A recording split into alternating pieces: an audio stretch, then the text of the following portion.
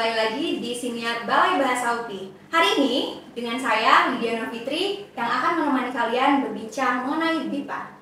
Nah, kalau kemarin kita sudah membahas tentang BIPA secara umum, hari ini kita akan melangkah lebih maju satu langkah untuk membahas BIPA secara mendalam.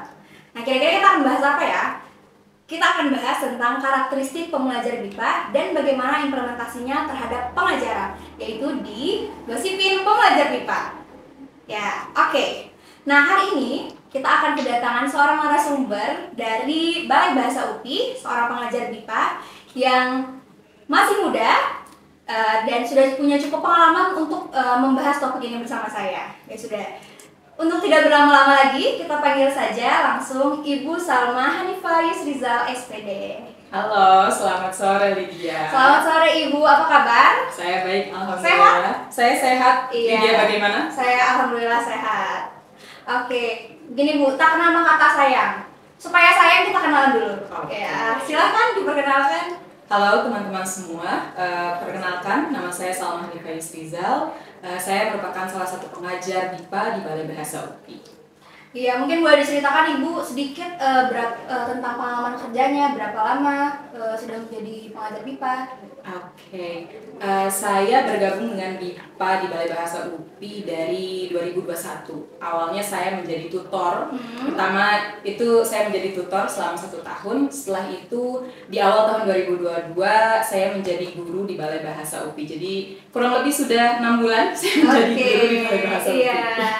Dari pengalaman 6 bulan itu Bu, pasti sudah menemui berbagai pembelajar ya. Nah, boleh diceritakan sedikit tentang dari mana saja pembelajar yang sudah pernah diajar oleh Ibu? Oke, pembelajar yang sudah saya ajar sejauh ini sudah bervariasi ya. Mungkin dari keempat benua yang ada di dunia ini, bahkan 5 ya, dengan benua Australia. Saya sudah mengajar dari Thailand, Filipina, India, Mesir, Yaman, Palestina, Prancis, Amerika, Australia, banyak masih banyak. Iya, banyak ya. Ya, karena pembelajar BIPA di Balai Bahasa ini sangat heterogen. Oke. Nah, tadi yang sudah Ibu sampaikan bahwa tersebar di seluruh dunia gitu, berasal dari manapun ya pembelajar Ibu. Nah, menurut Ibu sendiri, pengalaman Ibu, apa sih karakteristik pembeda dari setiap pembelajar yang pernah Ibu ajar? Mungkin bisa dijelaskan mungkin antar benuanya itu seperti apa? Bisa dari segi sifatnya atau kecenderungan belajar atau bahkan mungkin tujuan mereka itu seperti apa? Oke, kalau dari karakteristik itu sendiri mungkin dapat dibedakan karena latar belakang budaya mereka. Tapi kalau dari pembelajaran sebetulnya itu kembali kepada individu masing-masing. Ya, ada yang mungkin motivasinya tinggi, itu membuat proses pembelajaran mereka menjadi lebih mudah untuk mereka sendiri. Dan ya itu juga menjadi lebih mudah untuk guru sebetulnya. Ada yang mungkin kadang-kadang dia merasa ada keterbatasan karena dia tidak pernah mempelajari bahasa asing sebelumnya. Misalnya BIPA ini atau bahasa Indonesia ini merupakan bahasa asing pertama yang dia pelajari. Itu juga menjadi salah satu karakteristik yang ada pada pembelajar BIPA di Balai Bahasa.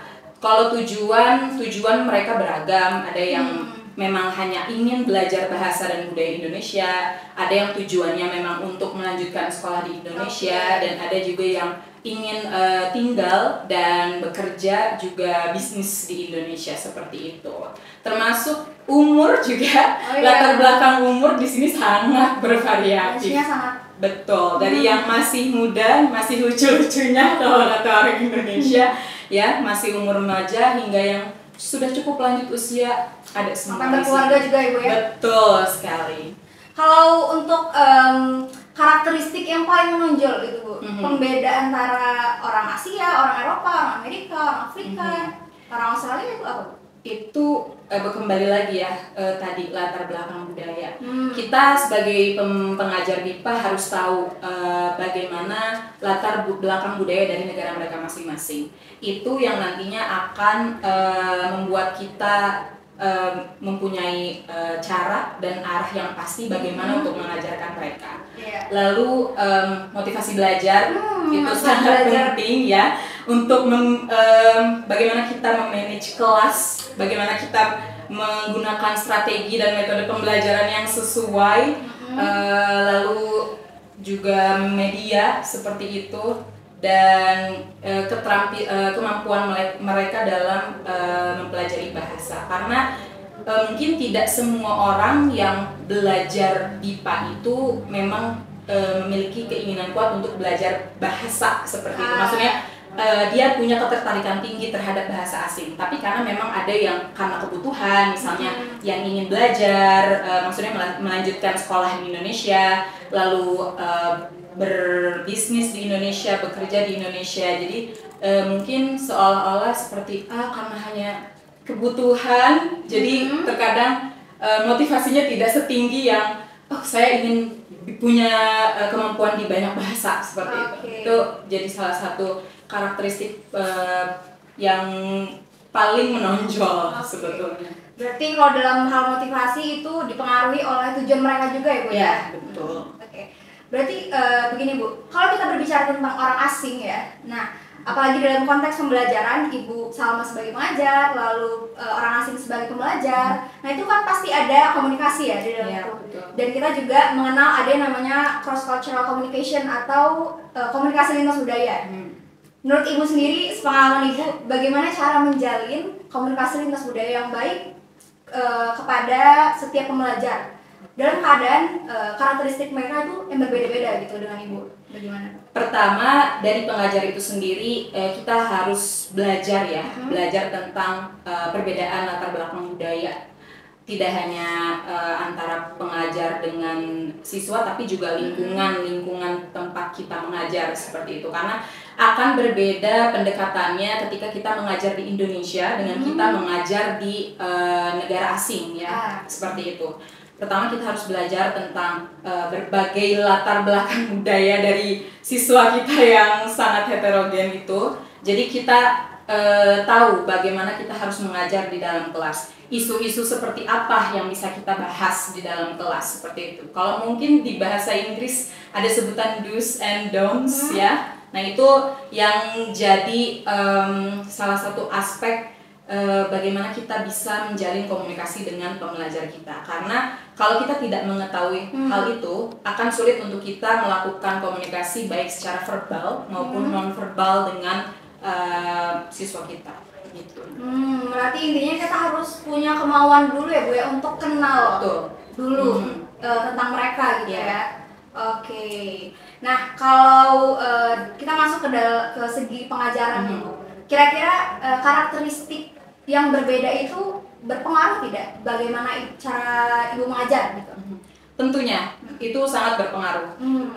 Ketika kita sudah mengetahui bagaimana karakteristik pembelajar kita, bagaimana cara mereka belajar dengan nyaman, itu akan membuat kita memiliki arah atau memiliki dasar seperti strategi apa yang bisa kita gunakan di dalam kelas, metode apa yang paling tepat untuk kita gunakan di dalam kelas, dan media seperti apa yang bisa kita gunakan di dalam kelas. Terutama mungkin karakteristik dari segi umur ya. Di sini siswanya umurnya heterogen. Ada yang dari masih remaja sampai yang cukup bisa dibilang lanjut usia ya. Nah, ketika kita memilih media, kita harus tahu kan bagaimana media ini akan digunakan. Apakah sesuai dengan umurnya atau tidak? Tidak mungkin saya memberikan media yang akan menguras banyak energi dan harus melakukan banyak hal untuk pembelajar yang misalnya lanjut usia. Kasihan nantinya mereka akan bukannya mendapatkan materi atau memahami materi, tapi capek jadinya seperti itu. Dan tidak mungkin juga saya memberikan misalnya media yang istilahnya terlalu kolot untuk mereka pembelajar yang masih muda seperti itu. Jadi itu salah satu aspek yang harus diperhatikan, dan tentu karakteristik bagaimana cara mereka belajar. Kan kita tahu pembelajar itu ada mungkin dia orang yang audiovisual, atau dia orang yang visual, atau dia hanya audio, atau bahkan kinestetik. Nah dari situ juga bisa membuat kita tahu apa yang metode atau strategi dan media yang bisa kita gunakan seperti itu. Mungkin ketujuan juga ya Bu ya? Betul ya, satu lagi tujuan, karena Mungkin misalnya ada yang datang ke sini mereka hanya ingin belajar bahasa dan budaya untuk misalnya berkomunikasi sehari-hari. Itu juga materi pasti akan disesuaikan. Untuk misalnya yang melanjutkan belajar atau studinya di Indonesia juga pasti kita akan memberikan materi yang sesuai seperti itu, termasuk yang misalnya bisnis atau melanjutkan hidup di Indonesia mungkin. Oke, iya. Berarti karakteristik di sini lebih ke karakteristik yang dalam arti yang luas ya Bu ya, seperti usia, lalu latar belakangnya dan tujuannya ya Bu ya, melihat itu semua. Nah, pertanyaan yang terakhir nih Bu. Mungkin pertanyaan ini adalah pertanyaan yang ditunggu-tunggu oleh pemirsa di rumah yang mungkin juga seorang pengajar BIPA atau yang ingin menjadi pengajar BIPA di masa depan. Pertanyaannya adalah mengenai bagaimana kiat-kiat mengajarkan BIPA di lingkungan atau di kelas yang sangat beragam agar pembelajaran itu fit atau sesuai untuk seluruh pembelajar yang memiliki karakteristik yang berbeda-beda tersebut. Oke, pertama tadi kita harus tahu dulu apa tujuan mereka. Kedua, mungkin ketika kita mendapatkan pembelajar yang walaupun latar belakang budaya mereka berbeda atau heterogen, tapi mereka memiliki bahasa pengantar yang sama, itu akan membuat kita menjadi lebih mudah ya ketika mengajar. Mungkin dari pemilihan materi, strategi pendekatan dan juga media itu akan menjadi lebih mudah. Tapi ketika ada mungkin di kelas kita yang ternyata wah yang satu bisa bahasa Inggris tapi yang satu tidak bisa, nah itu akan menjadi lebih menantang untuk kita untuk membuat kelasnya menjadi lebih kreatif dan inovatif seperti itu.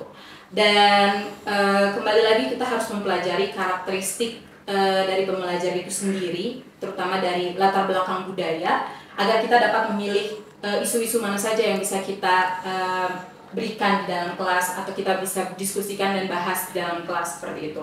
Lalu selain itu mungkin juga tadi usia juga mempengaruhi ya, agar kita mengetahui bagaimana cara mereka belajar dan tadi tujuan itu tadi. Jadi kalau menurut saya kita sebelum kita mengajar, kita juga harus belajar terlebih dahulu, terutama dari segi keilmuan pedagogik, karena bagi guru ilmu pedagogik itu sangat penting. Kedua, dari segi kebahasaan bahasa Indonesianya itu sendiri, kita akan mengajarkan bahasa Indonesia. Mau tidak mau ya, kita harus mengetahui 4 keterampilan berbahasa dalam bahasa Indonesia dan mungkin dari segi linguistiknya juga.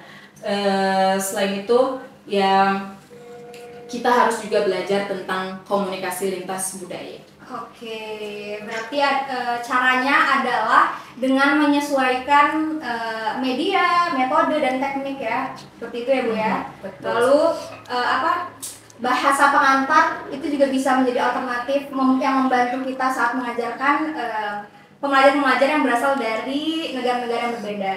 Oke, iya banyak sekali yang sudah kita bahas hari ini dengan Ibu Salma. Iya, terima kasih Ibu Salma. Sayang sekali karena waktunya sudah habis dan kita sudah ada di penghujung acara. Kita harus tutup episode kali ini. Sebelumnya saya mengucapkan terima kasih kepada Ibu Salma karena sudah berkenan hadir ke siniar kali ini. Nah, teman-teman yang ada di rumah juga saya mengucapkan terima kasih karena sudah menyaksikan sampai akhir. Tapi jangan sedih teman-teman, karena besok masih ada podcast dengan tema yang lebih menarik. Saya Diana Fitri sebagai pembawa acara hari ini mohon undur diri. Salam bahasa. Balai Bahasa UPI, break your language barriers.